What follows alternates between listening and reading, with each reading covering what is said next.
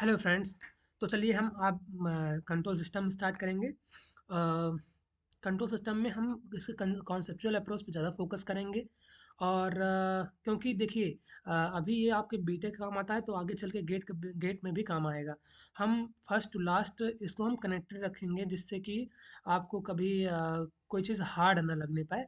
और जो टॉपिक हम गेट के लेवल से थोड़ा इम्पोर्टेंट रहेंगे उनको भी फोकस करेंगे। और जो चीज़ें का केवल आपके बीटेक के काम आती हैं उन पर भी हम थोड़ा सा लाइट फोकस करेंगे। ओके, तो that's it. Now let us start what is control system. चलिए, कंट्रोल सिस्टम कंट्रोल सिस्टम का पहला बेसिक मतलब जान लेते हैं। कंट्रोल क्या होता है? कंट्रोल का मतलब होता है रेगुलेट करना, किसी भी चीज़ को रेगुलेट करना उसे कंट्रोल।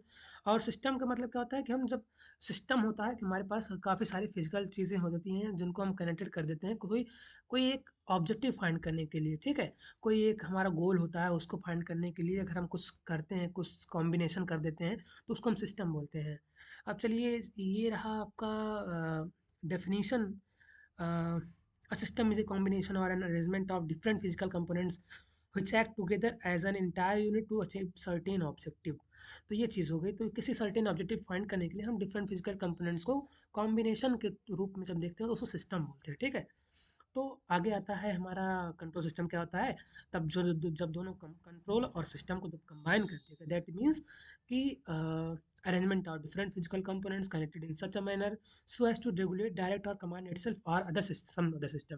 ठीक है, तो डिफरेंट फिजिकल कंपोनेंट्स को ऐसे कंबाइन किया जाए कि जिससे उनको रेगुलेट किया जा सके या फिर कमांड किया जा सके, तो उनको हम कंट्रोल सिस्टम बोलते हैं। देखिए, हमारे आसपास जो सबसे पहले मतलब कि जो क्या कहते हैं, सबसे आसानी से देख सकते हैं कि अगर हम मान लीजिए नेचुरल कोई देख लेते हैं तो नेचुरल में हमारे अंदर अगर हम खाना खाते हैं तो उसके लिए डाइजेस्टिव सिस्टम होता है। आप तो जानते ही होंगे डाइजेस्टिव सिस्टम पूरा स्टोमक, गॉल ब्लैडर, इंटेस्टाइन ये सब हो गया। ठीक है, तो ये एक पूरा सिस्टम है जो आपके फूड को डाइजेस्ट करने के काम आता है। ऐसे ही मान लीजिए बल्ब ले लेते हैं तो बल्ब तो आर्टिफिशियल हो गया, मैन मेड हो गया। तो सबसे पहले एक बल्ब खुद होता है ना, बल्ब के अंदर जो है फिलामेंट, फिर आर्गन गैस, और उसके बाद जो है उसका ग्लास। ठीक है, तो ये क्या हो गया, ये फिजिकल सिस्टम हो गया। और उसी को जब हमने बैटरी से कनेक्टेड कर दिया, स्विच से कनेक्टेड कर, स्विच को ऑन ऑफ करते हैं, वोल्टेज को रेगुलेट करते हैं, तो वो क्या हो गया, कंट्रोल कंट्रोल सिस्टम हो गया। ठीक है, क्योंकि हम उसको कंट्रोल कर रहे हैं। आगे इसमें काफ़ी सारे डिफिनीशंस आते हैं। चलिए, छोटी छोटी डिफिनीशंस हैं। अ, सबसे पहले बात है प्लांट क्या होता है। तो प्लांट का मतलब होता है कि वही वही चीज़ जो हमें रेगुलेट करना है। ठीक है, वही पार्ट जो हमको रेगुलेट करना है जिस चीज़ को, उसे बोलते हैं प्लांट। और कंट्रोलर क्या होता है? कंट्रोलर का मतलब होता है उस प्लांट को जो कंट्रोल करता है उसको हम कंट्रोलर बोलते हैं। जैसे देख ले, इस कंट्रोलर का मतलब तो हम इसके वर्ड से ही पता लग रहा है, इसके मीनिंग से ही। ठीक है, अब नेक्स्ट आता है हमारा इनपुट आउटपुट। तो इनपुट में क्या देख सकते हैं कि इनपुट क्या होता है, it is an applied signal applied to a control system. ठीक है, तो जो हम सिग्नल इसमें अप्लाई करते हैं उसको इनपुट बोलते हैं। सॉरी।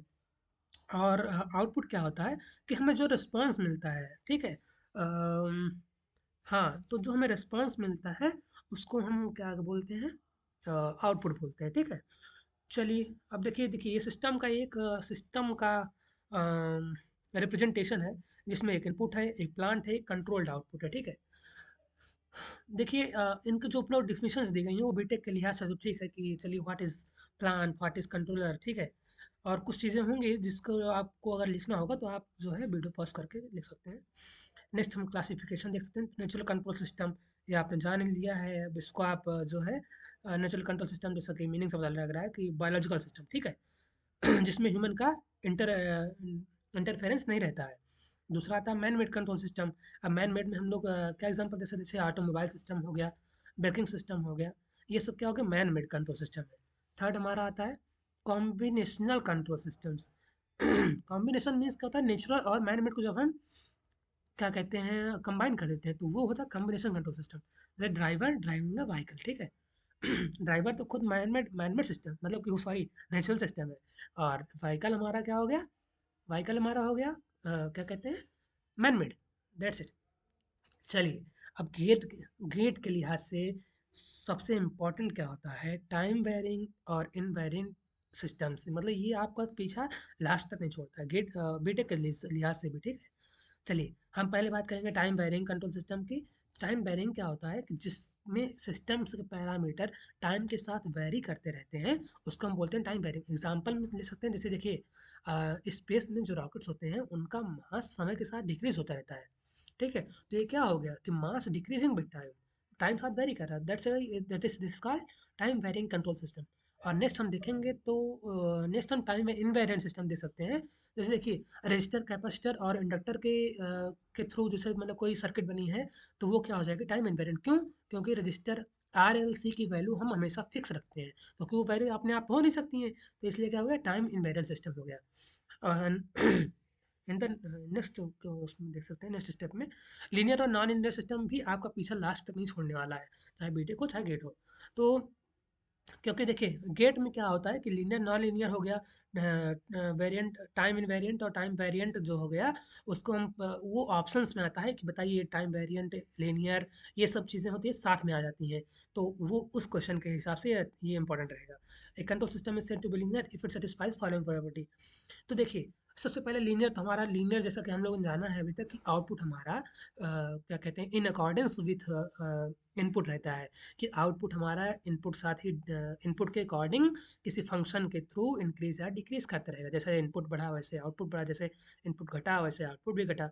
तो ये क्या हो गया लीनियर हो गया। लेकिन अब इसका इसको जो है टेक्निकली कैसे बोल सकते हैं कि लीनियर कंट्रोल सिस्टम्स वो कंट्रोल सिस्टम्स होते हैं जिन पर प्रिंसिपल ऑफ सुपरपोजिशन अप्लाई करते हैं। अब बताइए प्रिंसिपल ऑफ सुपरपोजिशन क्या होता है, कि इसमें क्या होता है, जैसे मान लीजिए आपके पास एक सिस्टम है, तो उसमें अगर कह दिया गया कि आपके पास काफ़ी सारे इनपुट लगे हैं, तो बताइए आउटपुट क्या होगा।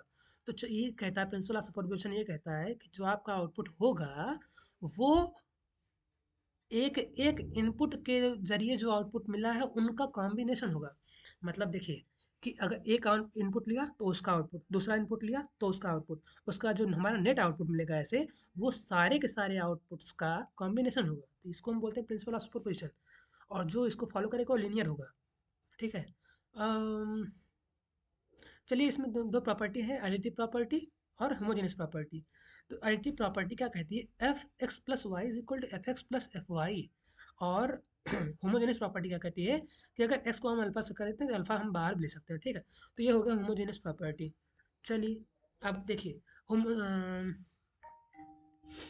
ये चीज़ें हो गई। अब रियल टाइम एग्जांपल में हम्म, चलिए अब यहाँ पे देख सकते हैं कि देखिए एक control system linear non linear कब कहेंगे, कि जब ये प्रिंसिपल ऑफ सुपरविजन फॉलो नहीं करता है। अब प्रिंसिपल ऑफ सुपरविजन फॉलो नहीं करने का क्या मतलब होता है, जैसे मान लीजिए एग्जांपल लिया F X is equal to X square, ठीक है। तो लीनियर कब रहता है कि अगर मान लीजिए यहाँ पे X one plus X two कर रहे हैं, तो ये हो जाता है F X one plus F X two. जब हम देखते हैं कि F X one plus X two is equal to क्या होगा, इसके अकॉर्डिंग अगर मान लीजिए हम X one plus X two कर देते हैं, तो यहाँ हो जाना चाहिए X one plus X two का होल स्क्वायर। सही है, ये चीज़ अपने आप में सही है। लेकिन अब ये चीज़ कि होना क्या चाहिए इसको, F X one plus F X two linear के लिए F X one plus X two है। लेकिन एफ एक्स वन जो कि एक्स वन स्क्वायर है और एफ एक्स टू जो एक्स टू स्क्वायर है, ये दोनों मतलब F X one plus F X two जो है F X one F X one plus X two के बराबर नहीं हो रहा है, ठीक है। तो ये चीज़ हो गई, इसलिए नॉन लीनियर कहलाया जाएगा, ठीक है। ये सिस्टम नॉन लीनियर होगा। चलिए आपसे आपने जान लिया कि लीनियर और नॉन लीनियर में डिफरेंस क्या है। अब हम आगे बढ़ेंगे। अम, आगे हम देखेंगे कि कंट्रोल इसमें क्या कहते हैं, कंटिन्यूअस और डिस्क्रीट टाइम कंट्रोल सिस्टम में क्या देखेंगे कि in continuous time control system all system variables are the function of time variable T. In discrete system one और more system variables are at certain discrete interval. चलिए ठीक है, इसको हम देखेंगे यार ग्राफ के थ्रू देख सकते हैं, ग्राफ के थ्रू आपको समझने में आसानी होगी। तो देखिए पहला कंटिन्यूस सिस्टम सिग्नल दिखाई दे रहा है, इसमें हर एक टाइम इंटरवल हर एक टाइम इंस्टेंट पे आपकी एक वैल्यू है, एक फिक्स्ड वैल्यू है। लेकिन डिस्क्रीट सिग्नल में क्या हो रहा है कि एक इंटरवल ऑफ टाइम के बाद हमको कुछ वैल्यू मिल रही है, ठीक है। जैसे यहाँ पे गैप है, यहाँ पे गैप है, यहाँ पे गैप है, तो ये चीज़ क्या हो रही है, ये केवल जैसे मान लीजिए टी बराबर वन है तो ये टी बराबर टू है, तो वन और टू के बीच में हमारे कोई वैल्यू नहीं है, जबकि टी बराबर वन, टी बराबर टू, थ्री, फोर ऐसे मिल रही हैं। तो ये जो जिस फॉर्म में ये सिग्नल मिलता है इसको डिस्क्रीट बोलते हैं, और इसको हम कंटिन्यूस सिग्नल बोलते हैं, ठीक है। अब देखिए दूसरा जो बीटेक के लिहाज से जो चीज़ें हैं वो है डिटर्मिनिस्टिक और स्टोकास्टिक और लम्प्ड पैरामीटर और डिस्ट्रीब्यूटेड पैरामीटर कंट्रोल सिस्टम्स। तो अब देखिए लम्प्ड पैरामीटर और डिस्ट्रीब्यूटेड जान सकते हैं कि लम्प्ड होता है ऐसे कंट्रोल सिस्टम जिनको हम डिफरेंशियल इक्वेशन के थ्रू हम रिप्रेजेंट कर सकते हैं। अब ऐसे देखिए जैसे देखिए हमारे पास कोई सर्किट होती है ना, आर एल और सी, तो उनका हम क्या करते हैं एनालिसिस करते हैं तो एक डिफरेंशियल इक्वेशन बन जाती है, चाहे वोल्टेज के थ्रू, वोल्टेज इक्वेशन थ्रू, चाहे करंट इक्वेशन के थ्रू। तो ये केवीएल के थ्रू, दैट्स इट। तो वो चीज़ हमें मिल जाती है तो उसको हम क्या बोलेंगे लैम्प्ड पैरामीटर, और जिनका नहीं मिल पाता है उसको हम बोलेंगे डिस्ट्रीब्यूटेड पैरामीटर कंट्रोल सिस्टम। ठीक है। अम, चलिए ऐसे ही हम सिंगल इनपुट सिंगल आउटपुट देख ले रहे हैं और मल्टीपल इनपुट मल्टीपल आउटपुट देख ले रहे हैं। ठीक है, ये तो नाम के थ्रू ही पता लग रहा है तो इसको बताने की जरूरत है नहीं। आगे देखते हैं। ओपन लूप और क्लोज्ड लूप सिस्टम। तो ओपन लूप सिस्टम आप लोगों ने देखा, ये जानते ही हैं कि जो है कि हमारा आउटपुट रहेगा वो इनपुट पे डिपेंड तो करता ही है। हमारा सिस्टम रहेगा वो जो कि जिसपे हम इनपुट देंगे तो एक आउटपुट मिलेगा, उसको हम ओपन लूप सिस्टम बोलते हैं। ये जनरल चीज़ है। ठीक है।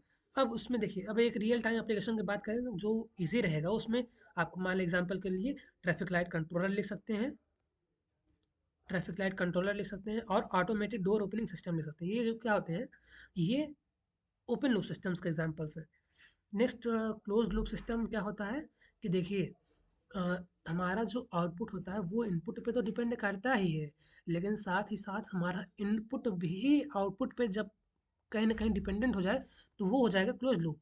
ठीक है? क्योंकि हम लूप को क्लोज़ कर दे रहे हैं। एक बार आउटपुट तो इनपुट पे डिपेंडेंट है ही, अगर इनपुट भी आउटपुट से डिपेंडेंट होने लगेगा तो उसको हम बोलेंगे क्लोज़ लूप सिस्टम। अब देखिए जैसे यहाँ पे क्या करते हैं कि ये चीज़ें हो गई इनपुट, ये हो गया हमारा सिस्टम, ये हो गया आउटपुट। तो क्या होगा, आउटपुट से हम क्या ले रहे हैं, एक फीडबैक ले रहे हैं कि बताइए आपका आउटपुट जो निकला है उसको हमने फीडबैक दे दिया कि हाँ ये चीज़ें हो रही हैं, आपने इनपुट दे दिया तो अब ये चीज़ करेक्ट होंगी। और उसके बाद सिस्टम फिर से इसको कंट्रोल करके एक कंट्रोलेबल आउटपुट भेजेगा और वो जो होगी वो प्रिसाइज होगी, वो प्रिसिजन ज़्यादा, वो प्रिसिजन के लिए मतलब ज़्यादा एक्यूरेट होगी। तो इस चीज़ को हम बोलेंगे क्लोज लूप सिस्टम। देखिए यहाँ पे आपके पास एक नई चीज़ आती है, ये हमने जाना था ये कंट्रोलर है, ये प्लांट है, ये हो गया फीडबैक जो चीज़ नई है। आउटपुट जानते ही थे। यहाँ पे एक चीज़ और आती है, एरर आती है। ठीक है, एरर आती है, एरर डिटेक्टर यहाँ पे लगाया जाता है। एरर डिटेक्टर में क्या होता है कि ये डिफरेंस दिखा देता है इनपुट और आउटपुट में क्या डिफरेंस हो रहा है। ठीक है, जो हमारा सिग्नल आउटपुट मिल रहा है ये, तो यहाँ से जो सिग्नल इनके बीच का डिफरेंस रहेगा उसको हम दिखा देंगे ये टी के थ्रू। ठीक है, अब वो डिपेंड करेगा कि यहाँ पे जो है निगेटिव फीडबैक मिल रहा है पॉजिटिव फीडबैक, वो बात की बातें हैं, वो हम बाद में जान लेंगे। चलिए अब नेक्स्ट हमारा चीज़ आती है। अम, चलिए ये तो real time application of close loop system का एक एग्जांपल हो गया कि ह्यूमन बीइंग खुद एग्जांपल है। जैसे देखिए कि रेफरेंस पोजीशन ऑफ बुक, तो हम जैसे मान लीजिए कि रेफरेंस पोजीशन कोई बुक यहाँ कहीं रखी है, तो हमारा हमारे ब्रेन ने देखा और हाँ जी ठीक है। तो जैसे हमारे बुक हमारे हाथों में है, तो वो क्या कह रहा है कि देख रहे हैं, हम बुक पढ़ रहे हैं, तो ये चीज़ क्या हो रही है कि हमारे हैंड्स के किसी डिजायर्ड पोजीशन पे बुक है, लेकिन अब क्या कह रहा है अगर हमें उसको दूर करना होगा तो ठीक है, तो क्या होगी, आँख क्या करेगी, आँख एक फीडबैक देगी कि हाँ आँख को स्ट्रेस आ रहा है इस पे, 25 सेंटीमीटर के नज़दीक है, तो वो क्या करेगा, वो एक फीडबैक देगा इनपुट में। तो क्या करेगा, ब्रेन और हैंड उसको फिर से ऑपरेट करेगा, उसको दूर करेगा, जिससे कि हम अपना डिजायर्ड पोजीशन पा सकें। तो ये क्या हो गया, कंट्रोल्ड हो गया। ठीक है, तो इसको बोलेंगे कंट्रोल्ड क्लोज लूप सिस्टम। चलिए मैनुअल स्पीड कंट्रोल सिस्टम। चलिए ये सब तो एग्जांपल्स हो गए। आप कहीं ना कहीं देखिए, ये देखिए, इसको आप लोग रोक सकते हैं वीडियो के चलने के थ्रू, रोकते रहिएगा जहाँ आपको ज़रूरत होगी। एग्जांपल्स हैं, आप जिनको ज़रूरत होगी वो रोक कर पढ़ सकते हैं। बाकी हम थोड़ा मतलब इम्पोर्टेंट टॉपिक्स ही थोड़ा सा देखते हैं, तो उस हिसाब से ये चीज़ें होंगी। फास्ट ट्रैक रिवीजन में यही होता है। Comparison between open loop and close loop systems. चलिए देखिए यहाँ पे कुछ इंपॉर्टेंट चीज़ देख लेते हैं कि output, any change in output has no effect. Output में अगर कोई चेंज हम करते हैं तो इनपुट पे कोई प्रभाव नहीं पड़ेगा। ठीक है, क्योंकि इसमें फीडबैक होता नहीं है। वही उसका वाइस वर्सा जो होगा क्लोज लूप, मतलब कि उसका इन्वर्स जो होगा वो क्लोज लूप होगा। तो अब यहाँ पे देख लेते हैं, error detector is absent, error detector is present, feedback element. और देखिए अब यहाँ पे क्या होगा, आपने देखा कि जैसे कि क्या कहते हैं, क्लोज्ड लूप में आपने देखा था कि एक्यूरेसी हमने बढ़ा दी थी कि हमारी आँखों को अगर प्रॉब्लम हो रही है, जैसे एग्जांपल ले, हमारी आँखों को प्रॉब्लम हो रही थी तो हमने उसको डिस्टेंस को दूर किया था। मीन्स क्या हुआ, वो प्रिसाइज़ ज़्यादा हुआ था। तो इसलिए क्या कहते हैं, इसको बोलते हैं हाईली एक्यूरेट एंड रिलायबल, ठीक है? ये चीज़ है। अब यहाँ से आप डिफरेंस ले सकते हैं, डिफरेंस जनरली मिड सेम में या फिर आपके इन पेपर्स में आते होंगे। चलिए ठीक है, ये रहा आपका इंट्रोडक्शन टू कंट्रोल सिस्टम्स आज के लिए। और स्टे कनेक्टेड विथ मी। आप लोगों को एक अप्रोच दी जाएगी, ठीक है? आप कम समय में ज़्यादा ज़्यादा ज्ञान पा सकेंगे। That's it, and stay connected and subscribe our channel. That's it.